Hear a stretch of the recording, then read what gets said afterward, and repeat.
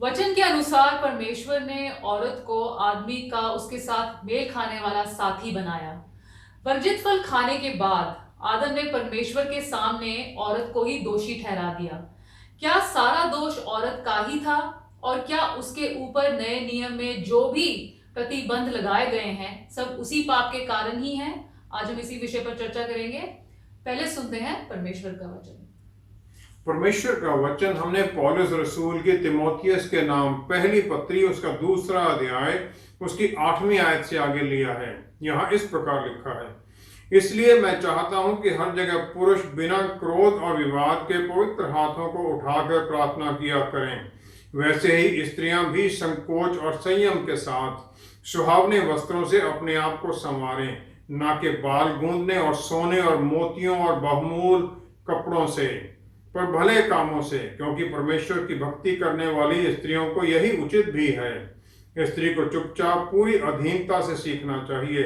मैं कहता हूं कि स्त्री उपदेश ना करे और ना पुरुष पर आज्ञा चलाए, परंतु चुपचाप रहे, क्योंकि आदम पहले उसके बाद हवा बनाई गई, और आदम बहकाया ना गया, पर स्त्री बहकाने में आकर अपराधनी हुई। तो भी स्त्री बच्चे जन्मने के द्वारा उद्धार पाएगी, यदि वह संयम सहित विश्वास, प्रेम और पवित्रता से स्थिर रहे। परमेश्वर के वचन को पढ़े और सुने जाने से आशीष हो। आमीन। परमेश्वर ने औरत को आदम के शरीर से पसली निकालकर ही क्यों बनाया, जबकि उसे मिट्टी से भी बनाया जा सकता था? पाप आने के बाद उसके रोल में क्या फर्क पड़ता है? यशायाह नबी की पुस्तक उसका 55 अध्याय 8वीं 9वीं आयत में लिखा है कि जिस प्रकार स्वर्ग से धरती भिन्न है, उसी प्रकार मेरे विचार तुम्हारे विचारों से हैं। ये परमेश्वर कहते हैं, उसी प्रकार मेरे विचार तुम्हारे विचारों से भिन्न हैं। रोमियो की पत्री 11 की 33वीं आयत में पौलुस रसूल कहते हैं इसी प्रकार। 11 अध्याय लिखने के बाद में वो कहते हैं, परमेश्वर की महिमा और ज्ञान और बुद्धि की जो गहराई है, सुंदरता है, कौन उसे जान सकता है। इसलिए मैं परमेश्वर की जजमेंट के बारे में क्वेश्चन नहीं करूंगा, लेकिन अगर हम औरत का जो काम है, जो उसे काम के लिए बनाया गया, उसे जांचें तो शायद हम इसके बारे में कुछ ज्ञान पा सकते हैं। उत्पत्ति पहला अध्याय 31वीं आयत, परमेश्वर ने जो बनाया था उसे देखा और उन्होंने कह दिया बहुत सुंदर है। और फिर बाद में दूसरा अध्याय 18वीं आयत में उन्होंने उसी क्रिएशन को देखकर कहा कि अच्छा नहीं है कि इंसान अकेला हो। बहुत अच्छा था, अब अच्छा नहीं है। और वो कहते हैं कि मैं चाहता हूं कि एक मेल खाने वाला साथी उसके लिए बनाया जाए। इब्रानी भाषा का शब्द इजर कनेक्टो है, जिसे ट्रांसलेट किया गया है हेल्प मीट। हेल्प मीट है, हेल्प मेट नहीं है, और ये मेल खाने वाला सहायक है। जो एजर शब्द है ये 22 बार पुराने नियम में इस्तेमाल किया, 21 बार इस्तेमाल किया गया है, और ये हमेशा बहुत ही ज्यादा इंपॉर्टेंट और पावरफुल काम है, जहां पर रेस्क्यू, छुड़ाया जाना और सहायता के लिए वहीं पर इस्तेमाल किया गया है। एजर एक योद्धा है, कनेक्टो का मतलब है अपोजिट, उसके कॉरस्पॉन्ड, उसके साथ मेल खाने वाला। 21 बारी में एजर सबसे पहले औरत के लिए 2 बार इस्तेमाल किया गया है, कौमों के लिए 3 बार और परमेश्वर के लिए 16 बार इस्तेमाल किया गया है। भजन संहिता 33 की 20 में लिखा गया है, और होशे 13 की 9 में भी, वहां पर परमेश्वर को एक सहायक के तौर पर दिखाया गया है। ये बिल्कुल मानने वाली बात है कि परमेश्वर ने औरत को आदमी के अधीन होने के लिए नहीं, बल्कि उसके सहायक बनने के लिए बनाया है। उत्पत्ति 1:27 में लिखा है, परमेश्वर ने आदमी और औरत दोनों को बनाया, अपने अक्ष में बनाया। इसका क्या मतलब है? हम परमेश्वर के जैसा मन, माइंड उसके जैसा हमारा हो, क्रिएटिव हो, हम भी बनाने के लायक हों, और उनके जैसी हमारी इमेजिनेशन भी हो, और फिर उनकी तरह हम भी इंडिपेंडेंट होने की इच्छा रखते हो। फिलिपियों 2 अध्याय उसकी 5वीं आयत में लिखा गया है, पौलुस रसूल कहते हैं, जैसा प्रभु यीशु का मन है तुम्हारा मन भी वैसा ही हो। जब परमेश्वर ने सांस फूंक दिया हमारे भीतर, तो एक जिंदा आत्मा हमारे भीतर आ गई, और ये जानवरों को नहीं दी गई थी। आदमी और औरत में जो फर्क है वो ये है कि औरत को एजर बनाया गया, हेल्प मीट बनाया गया, और ये सहायक नहीं है जो कि हम नॉर्मली मानते हैं कि सहायक है, जो कि अधीनगी में है। वो इसलिए बनाया गया कि अगर हम एजर की पूरी परिभाषा समझें क्या है, तो ये एजर दो शब्द से आता है, जिसका मतलब है रेस्क्यू और बचाना, छुटकारा देना और बचाना, और दूसरा बलवान होना। चेम बेंटोरा, जो कि इब्रानी, अरामिक और ग्रीक भाषा का स्कॉलर है अमेरिका में, वो ये कहते हैं कि ये शब्द कोर्टयार्ड के लिए, जो घर के बाहर आंगन होता है खुला, उसके लिए भी इस्तेमाल किया गया है, जिसके ऊपर कोई छत नहीं होती है, और ये आकाश के लिए, स्वर्ग के लिए खुला होता है। और फिर ये उन सब कामों के लिए इस्तेमाल किया जाता है जो घर के अंदर होती हैं। वहां पर खाना भी बनाया जाता है, लोग बाहर में बैठते भी हैं, मिलते हैं। गांव में आजकल भी ये मिलता है। जो बिल्डिंग है वो सुरक्षा देती है, शेल्टर देती है, प्रोटेक्शन देती है, जो मौसम की बुरा मौसम हो तब, और कोई दूसरा बाहर से कोई खतरा हो तो उससे भी हमें बचाती है।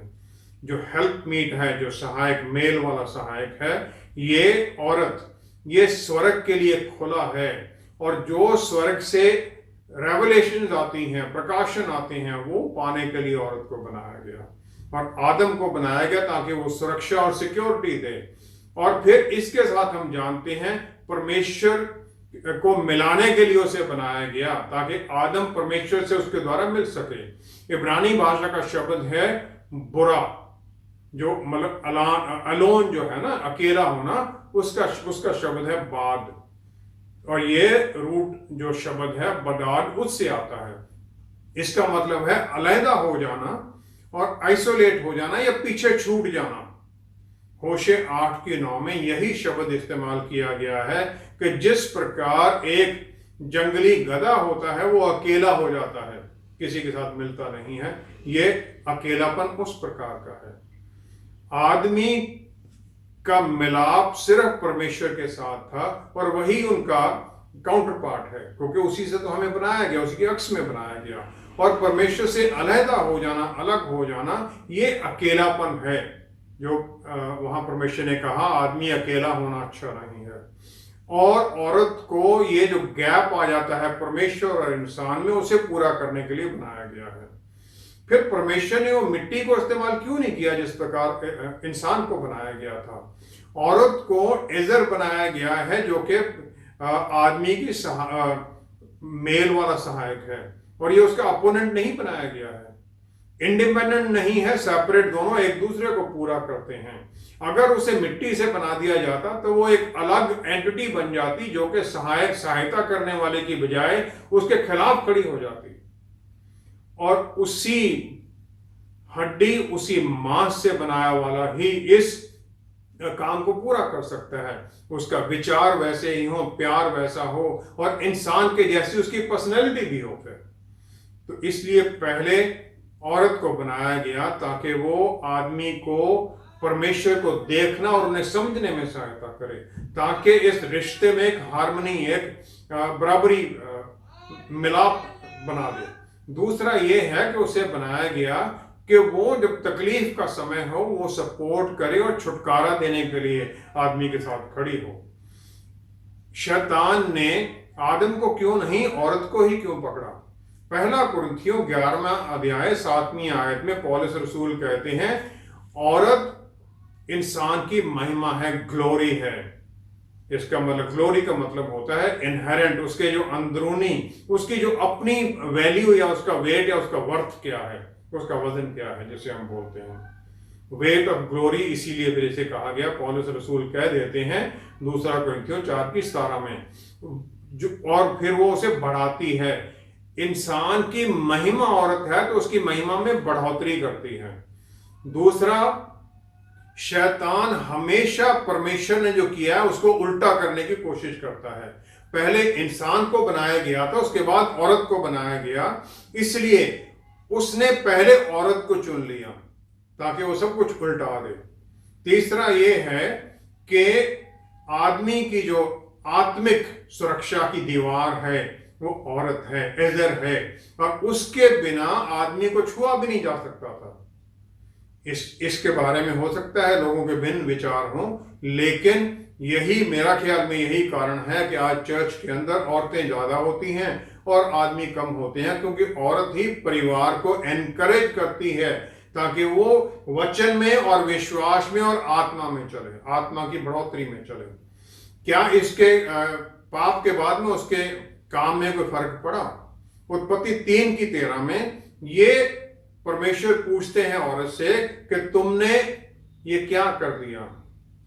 इब्रानी भाषा का शब्द मां है जिसका ट्रांसलेट किया गया है व्हाट, या क्या, और ये क्वेश्चन फॉर्म में हम करते हैं, लेकिन ये एक एक्सक्लेमेशन है हाउ, जिसका मतलब है तुमने ये कैसे कर दिया। How could you do this? परमेश्वर सब कुछ जानते थे, उन्हें सब कुछ पता था कि औरत ने क्या कर दिया है, आदमी ने क्या किया है। तो ये वाई नहीं है, हाउ है, क्यों, किस प्रकार, how could you do it, ये सवाल है।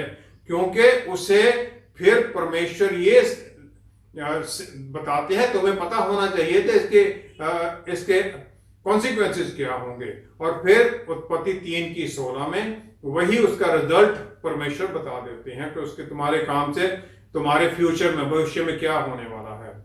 तुम्हारी इच्छा तुम्हारे पति के लिए होगी और वो तुम्हारे ऊपर राज्य करेगा। बराबरी से वो सबसर्वियंस में आ जाती है। और ये जो वचन है परमेश्वर से आदम और ईव के लिए, ये कॉन्सिक्वेंसेस डिस्क्रिप्शन है उसकी, उसमें कोई श्राप नहीं है। परमेश्वर ने श्राप सिर्फ और सिर्फ सांप को और धरती को दिया, उत्पत्ति 3:14 और 17वीं आयत में। आदमी और औरत के रोल में कोई बदलाव नहीं आया है, वही लिखा गया टू बी फ्रूटफुल और फलो फूलो और धरती पर छा जाओ, मल्टीप्लाई। ये दोनों काम करने के लिए औरत को बाद में तकलीफ होनी है, उसे डोमिनेट करना है, सबड्यू जो भूमि को अपनी अधीनगी में लेना है, वो आदमी को उसमें मेहनत करनी पड़ेगी, अपने पसीने से काम करना पड़ेगा। औरत जो एजर का रोल कर रही थी उससे भी अपोजिशन आएगी, आदमी खुद उससे अपोजिशन में खड़ा हो जाएगा, उसे अधीन करने में कोशिश करेगा। उत्पत्ति 4 अध्याय पहली ही आयत में कायन पैदा होता है ईव को, और फिर वो कहती है मैंने परमेश्वर से एक बालक प्राप्त किया है। और लड़कियां भी पैदा होती हैं लेकिन उनका कोई मेंशन नहीं है, कहीं पर एक जगह पर नाम लिखा गया है, अदरवाइज किसी का नाम नहीं है। औरत ने अपना जो ये रोल था, जो उसमें गिरावट आ गई थी, उसे स्वीकार कर लिया और आदमी ने उसी दिन से उसके ऊपर कंट्रोल करना शुरू कर दिया, पैदा होने से लेकर उसकी मृत्यु तक। फिर वो आदमी के अधीनगी में चले गई, जबकि उसका रोल ओरिजिनल ऐसा नहीं था। प्रभु यीशु के आने से औरत के लिए क्या फर्क पड़ना चाहिए था और ये क्यों नहीं हुआ?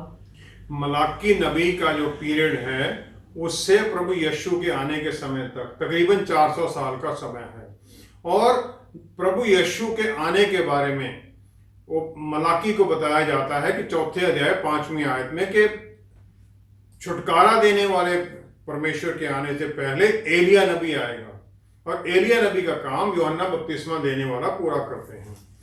मंदिर में लूका 1:11 से 20वीं आयत में लिखा गया है, जकारिया एक प्रीस्ट है, वो उस समय ड्यूटी पर है और वो मंदिर में जाता है अंदर, तो गैब्रियल स्वर्गदूत आ जाता है और वो उन्हें एक संदेश देता है कि तुम्हारे घर में एक पुत्र पैदा होगा जिसका नाम तुम यूहन्ना रखना। 18वीं आयत में जकारिया इस बात पर ही शक कर देता है कि मैं तो बूढ़ा हूं, ये कैसे हो सकता है। स्वर्गदूत इसके कारण उसकी बोलने की शक्ति बंद कर देता है, उसे यूहन्ना के पैदा होने तक मौन कर देता है। लूका 1:26 से 38वीं आयत में फिर वही स्वर्गदूत दोबारा आता है और प्रभु यीशु के जन्म के बारे में मरियम को बताता है, जो उस वचन को सहज स्वीकार कर लेती हैं। वो कहती हैं मैं परमेश्वर की दासी हूं, मुझे तुम्हारे वचन के अनुसार हो। वो इस बात का भी फिक्र नहीं करती हैं कि नियम के अनुसार बगैर शादी के बच्चा पैदा हो जाने से उसे पत्थर मार के मार दिया जाएगा। फिर मरियम का जो गीत है, आराधना का गीत, उसमें वो कहती हैं 46-47वीं आयत में, मेरा प्राण प्रभु की बड़ाई करता है और मेरी आत्मा मेरे उद्धार करने वाले परमेश्वर से आनंदित हुई।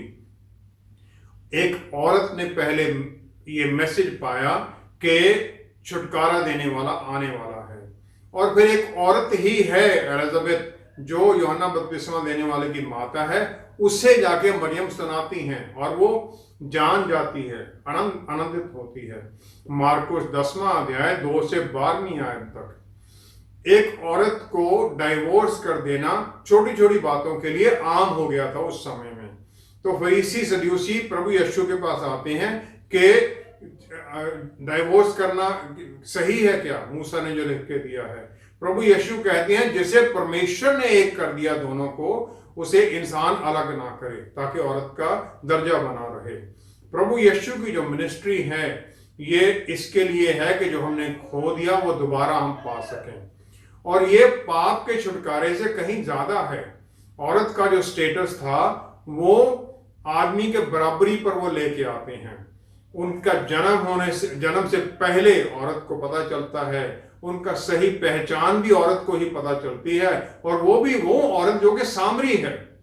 यूहन्ना 4 आयत में लिखा है, प्रभु यीशु ने यरूशलेम से वापस जाना है गलीली। वो कहते हैं उन्हें सामरिया के रास्ते से जाना जरूरी था, एक रास्ता जिसमें यहूदी जाते नहीं थे क्योंकि वो सामरियों को पसंद नहीं करते थे। और फिर वो मिलते हैं उस औरत को याकूब के कुएं पर।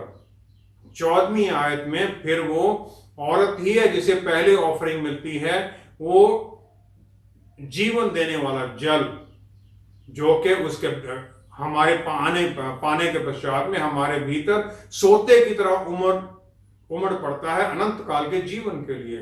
फिर 23वीं आयत में प्रभु यीशु उसे आत्मा और सच्चाई की प्रार्थना के बारे में बताते हैं। 26वीं आयत में फिर एक औरत ही है जो पा लेती है पहले प्रभु यीशु की सही पहचान, वो उसे बताते हैं, आई एम ही, मैं वही हूं मसीहा। आई एम, परमेश्वर के बारे में उसका नाम ही आई एम कहा गया है। 18वीं आयत में प्रभु यीशु की ये बात कि तुम्हारे 5 पति हैं और जो तुम्हारे साथ अभी भी है वो भी तुम्हारा पति नहीं है, इसको इस प्रकार मान लिया गया है कि वो औरत तो शारीरिक लालसाओं के अधीन हुई थी। अगर ऐसी बात थी तो प्रभु यीशु ने ऐसी गिरावट वाली औरत के साथ आत्मिक बातें क्यों की, और ऐसी बातें उसके सामने जाहिर कर दी जो उसकी समझ से कहीं बाहर थी। फिर 28-29वीं आयत में वो जाती है गांव में और सब लोगों को दोपहर का समय है, जाके आदमियों को बताती है, वो पुरुष है वहां पर जिसने सब कुछ मुझे बता दिया जो मैंने किया था। क्या वो मसीहा है? क्या वो क्राइस्ट है? क्या वो अपने गलतियों के बारे में बता रही कि मुझे उसने बता दिया मेरे 5 पति थे? 39वीं आयत में लोग कहते हैं, वहां लिखा गया है कि प्रभु यीशु पर उसकी गवाही से ही लोग विश्वास कर लेते हैं। एक औरत जो कि ऐसे पाप में डूबी हुई थी, उसकी गवाही से लोग विश्वास करते हैं। 38वीं आयत में प्रभु यीशु अपने चेलों को बोलते हैं कि मैंने तुम्हें फसल काटने के लिए भेजा जिस पर तुमने मेहनत नहीं की है। तो फिर इस सामरी गांव में कौन था जिसने रूहों की फसल को काटने के लिए तैयार किया? 42वीं आयत में सामरी लोग कहते हैं उसी औरत को कि हमने विश्वास किया है, इसलिए नहीं कि तुमने हमें बताया है। हालांकि पहले लिखा कईयों ने उस पर विश्वास कर लिया। इसका मतलब वो उसकी बात को सुनते थे, उसकी बातों में विश्वास करते थे, समझने की कोशिश करते थे। हालांकि अगर हम आज की मान्यता पर चले, वो तो पापी थी, जो कि जिसकी आदर होता है सामरी उस गांव के लोगों के बीच में, और क्योंकि वो परमेश्वर के बारे में उन्हें बताती रहती है, और इसके अनुसार वो याकूब की तरह वचन पर कंट्रोल करना चाहती है। याकूब ने अपने भाई एसाऊ की एड़ी पकड़कर पहले निकलने की कोशिश की, पहले पैदा होने की। फिर वो दिन होने से पहले परमेश्वर के साथ युद्ध करके, रेसलिंग करके उनसे आशीष पाना चाहता है। समय से वो भी लड़ रहा है। यूहन्ना 20:17 में पहला जो जन है जो जी उठने के बाद प्रभु यीशु से मिलता है, वो मेरी मैगदलीनी है। और फिर उसे पहली असाइनमेंट मिलती है एवेंजलिज्म की, जाओ मेरे भाइयों को बताओ कि मैं अपने पिता, तुम्हारे पिता के पास जा रहा हूं, तुम्हारा परमेश्वर मेरा परमेश्वर, मैं उसके पास जा रहा हूं। प्रभु यीशु का आना, उनका जी उठना, यह सब कुछ पहले औरतों को बताया गया, उनकी सही पहचान एक औरत को बताई गई। और जो जो महिमा हमने खो दी थी, ये दोनों, आदमी और औरत दोनों को दी जाती है। यूहन्ना 1:12 में लिखा गया है, जितनों ने उस पर विश्वास किया वो परमेश्वर की संतान होने का हक पा गए। इसमें कहीं लेर ही लिखा कि आदमी को मिला है, औरत को नहीं मिला है। यूहन्ना 17:22 में फिर प्रभु यीशु कहते हैं, मैंने अपनी महिमा इन्हें दे दी है। किसको? विश्वासियों को, दोनों को। लूका 8 की दूसरी तीसरी आयत में मेरी मैगदलीन और दूसरी औरतें हैं जो गलील की हैं, वो प्रभु यीशु को धन के द्वारा उनकी मिनिस्ट्री को सपोर्ट करती हैं, और प्रभु यीशु इसे स्वीकार भी करते हैं और उन्हें बराबरी का दर्जा भी दे देते हैं। इस प्रकार यूहन्ना 19:30 में प्रभु यीशु का जो वो कहना है पूरा हुआ, ये उत्पत्ति 2 अध्याय 2-3 आयत में है, जो परमेश्वर कहते हैं पूरा हो गया है वहां पर भी, और वो रेस्ट करते हैं और फिर वो उस दिन को ब्लेस कर देते हैं, सैंक्टिफाई कर देते हैं, पवित्र कर देते हैं उस दिन को। प्रभु यीशु का पूरा हुआ कहना एक जिम्मेवारी दे देता है कि उनके पूरे हुए काम को हम सब बराबरी में मिलकर उसको करें।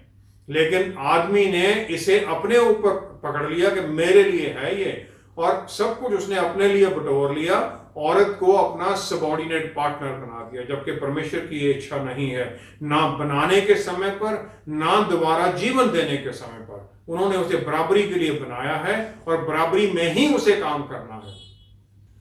पौलुस रसूल जो वचन के स्कॉलर माने जाते हैं, उन्होंने फिर तिमोथी को औरत के बारे में भिन्न आदेश क्यों दिए? पहला कुरिन्थियों 14वां अध्याय 34-35 आयत में लिखा गया है कि औरतों को चर्च में साइलेंट रहना चाहिए, क्योंकि ये उस समय माना जाता था कि ये उनके लिए शर्मिंदगी की बात है अगर वो बोलेंगे। पहला तिमोथी 2 अध्याय 9-14 आयत में, 9 से 14 तक भी औरतों को अपने पहरावे में और हर तरह से मॉडरेट रहने के बारे में बताया गया। वहां लिखा है कि आदम को नहीं, औरत को बहकावे में आई थी वो। पौलुस रसूल की जो पत्री हैं वो समय, रीजन और कॉन्टेक्स्ट स्पेसिफिक हैं। चर्च किसको लिखी गई वहां उसके लिए स्पेसिफिक हैं। और ये एक पैगन कल्चर जहां पर के औरत को एक पोजीशन के तौर पर ट्रीट किया जाता था, उनके बारे में है। एक औरत को उसके पिता, पति से ही सहायता मिलती थी।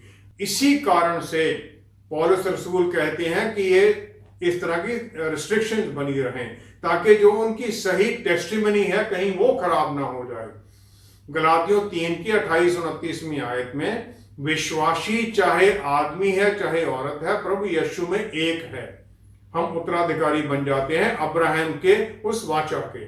मत्ती 5:16 में प्रभु यीशु ये कहते हैं कि तुम्हारी रोशनी, तुम्हारी महिमा की रोशनी जो है वो इस प्रकार दूसरों पर चमके कि तुम्हारे अच्छे कामों के द्वारा फिर वो स्वर्गीय पिता को महिमा दें। लूका 8:3 आयत में मेरी मैगदलीनी, जोआना, सुजैना, उनकी मिनिस्ट्री के बारे में माना गया है कि वो सहायता करती हैं। पौलुस रसूल ने भी औरतों को मिनिस्ट्री में जो काम करते हैं उसे स्वीकार किया है। रोमियो 16वां अध्याय इसका एक क्लासिकल एग्जाम्पल है जहां पर औरतों को रिकॉग्नाइज किया गया है। फीब है जो कि एक डीकन है सेंचुरिया में, जिसने बहुतों को, पौलुस रसूल को भी सहायता की। प्रिसिला और अक्विला है जो कि हस्बैंड वाइफ टीम है, इनका नाम 6 बार लिखा गया है नए नियम में। इनके घर में एक चर्च भी चलता था। प्रेरितों की पुस्तक 18वां अध्याय 26वीं आयत में प्रिसिला और अक्विला ने अपोलो जो कि अलेक्जेंड्रिया का प्रीचर है उसे सही तरीके से परमेश्वर का वचन भी समझाया। फिर मेरी है, ट्राइफीना है, ट्राइफोसा है, पर्सिस है, इनका नाम भी पौलुस रसूल लिखते हैं, रिकॉग्नाइज करते हैं। प्रेरितों की पुस्तक 12वां अध्याय 12वीं आयत में संत मार्क की माता मरियम का भी जिक्र किया गया है। फिर 16वां अध्याय 40वीं आयत में पौलुस रसूल फिलिप्पी की जेल से निकलने के बाद में लैडिया के घर में पहले जाते हैं। एक लोकेशन के लिए स्पेसिफिक जो वचन लिखे गए हैं, क्योंकि वहां पर मॉरल स्टैंडर्ड्स बहुत नीचे थे। अगर हम उन्हें पूरे संसार के लिए अप्लाई करने की कोशिश करें तो एक डिस्टॉर्शन होगा। हम इस दुनिया के अंदर विक्टिमाइज किए जाते हैं, जो कि बाहरी उससे भी है और अंदर से भी है। जो इसे सहता है सर्कमस्टांसेस से या इंस्टीट्यूशन से जिसके ऊपर हमारा कोई कंट्रोल नहीं है, वो खुद विक्टिम बन जाता है। और अंदर से भी विक्टिम हो जाता है जब हम इसे स्वीकार करने लग जाते हैं। बाहर से तो लोग करते ही हैं, जब हम स्वीकार करने लग जाते हैं तो हम विक्टिम बन जाते हैं। इसलिए नहीं कि जो हमने किया है या हमारी कुछ ये तकदीर में है, इसलिए कि हम इसे पकड़ कर बैठ जाते हैं। फिर एक विक्टिम का माइंडसेट बन जाता है, हमारे विचार वैसे ही हो जाते हैं और फिर हम पास्ट में ही फंसे रहते हैं। डाइट्रिच बॉनहोफर जो कि एक ग्रेट थियोलॉजियन है, वो ये कहते हैं कि विश्वासी के तौर पर तुम्हारा जीवन ऐसा हो कि जो विश्वास नहीं करते हैं वो परमेश्वर पर अपने अविश्वास को ही सवाल करने लग जाएं कि इतने भले लोग हैं, हमें भी ये करना चाहिए। बहुत लोग कभी बाइबल शायद पढ़ेंगे ही नहीं, चर्च में शायद आए ना आए, लेकिन वो हमारे जीवन से, हमारे व्यवहार के द्वारा परिवर्तन होंगे। चाहे फिर वो आदमी है चाहे औरत है, उससे कोई फर्क नहीं पड़ता है। मेरे जीवन में दूसरे क्या प्रभु यीशु को जानना चाहते हैं मुझे देखकर? अगर वो नहीं मुझे जानना चाहते हैं तो मुझे अपने अंदर झांकना पड़ेगा। फिर चाहे मैं आदमी हूं या औरत हूं, क्या फर्क पड़ता है? परमेश्वर को जजमेंट वाले दिन दोनों को ही हिसाब देना पड़ेगा। औरत को बराबरी पर रखा है प्रभु यीशु ने, हम उन्हें वो दर्जा दें ताकि वो फिर वो जो उसका ओरिजिनल रोल है एजर वाला, वो उसे पूरा कर सके, ताकि फिर दोनों मिलकर परमेश्वर की महिमा करें और रूहें जीतने के काम में आगे बढ़ें। आइए हम प्रार्थना करें। पिता परमेश्वर, हम धन्यवाद करते हैं कि आपने औरत और मर्द दोनों को प्रभु जिम्मेवारियां दी हैं। हमें फिर आपने बल और शक्ति दी है प्यारे प्रभु, ताकि हम पवित्र आत्मा परमेश्वर की गाइडेंस में, उनकी अगुवाई में, उनके दिए गए बल में, आपके वचन की आज्ञाकारिता में प्रभु आगे बढ़ें। फिर हमारा जीवन ही वचन का सही नमूना बन जाए, लोग हमें देखें और फिर उनके मन में उत्सुकता हो वचन को जानने की, ताकि फिर हमारे जीवन द्वारा आपको महिमा मिले। पिता परमेश्वर, सारा आदर आपको देते हैं, सब कुछ प्रभु यीशु के पवित्र नाम में मांगते हैं। आमेन, आमेन, आमेन। परमेश्वर ने आदम और ईव दोनों को अपने ही अक्स और रूप में बनाया और प्रभु यीशु हमें उसी परिस्थिति में ले आते हैं। फिर ये सिर्फ एक के लिए ही कैसे हो सकता है? क्योंकि परमेश्वर ने किसी दूसरे को अपने अधीन करने का अधिकार नहीं दिया है। वचन के अनुसार एक औरत को उसका सही स्थान ना देने से हम हमारी प्रार्थनाओं का उत्तर पाने में भी असमर्थ हो जाते हैं। हमारे साथ दोबारा जुड़ने के लिए आपका बहुत बहुत धन्यवाद। कोई भी एपिसोड आप दोबारा देखना चाहते हैं तो YouTube पे देख सकते हैं और हमारे चैनल को भी सब्सक्राइब करें। अगले हफ्ते आपसे फिर मुलाकात होगी। Stay blessed. शालोम।